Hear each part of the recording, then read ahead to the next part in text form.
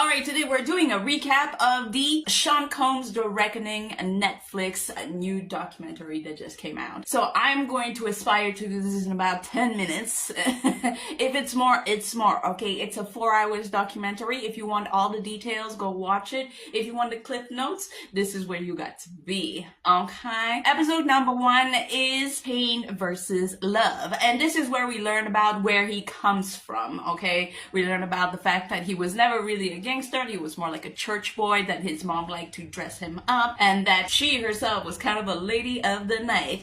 He apparently got a lot of beatings from his mom, and he didn't really know his dad. His dad wasn't around for too long. His name was Melvin Combe, and he was apparently some sort of gangster. Supposedly, he had ties to Frank Lucas, which also had a movie, if you know, Denzel played him and everything. But this is not about that. So because of this, he looked up to gangster culture, pimp culture, and so on, which is kind of what started his whole personality. He was working for Heavy D and his crew, kind of more like a PR type of person, promoting things, not so much doing music at the time, although he was dancing in a few music videos, which that caught me off guard. I was like, huh? Oh yeah, and this is not also the first time that we learn about this. I mean, some people who know about P. Diddy lore would know about this, but yes, there was a fatal basketball promotion that he made. So there was supposed to be a basketball game, which he promoted too much, and too many people came, and it resulted in a stampede, and 9 people passed away because of that. So you see from the start that this man was hungry for fame and for money, and yeah,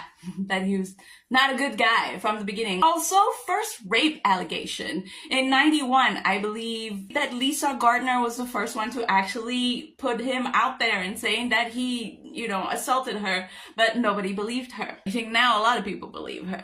Oh, also, the biggest thing is that he stopped working for Heavy D and being a PR guy, and he opened his own thing, which was Bad Boy Records, and he opened it with Kirk Burroughs, who he actually gave 25% of Bad Boy Records, and then came and hustled it back from him in episode number 2. So episode number 2 is What Goes Down Must Come Up. This is when we know more about Bad Boys Records and more about the people that he discovered, quote unquote. People like Biggie, Mary J. Blige. I believe that he saw Biggie as his golden goose, if you want. Something that he really thought of he could go really far with. And then of course we have to talk about the West Coast, East Coast beef, right? So allegedly, P. Diddy had a lot more to do with it than we initially thought. So apparently, allegedly, again, he is responsible for both 2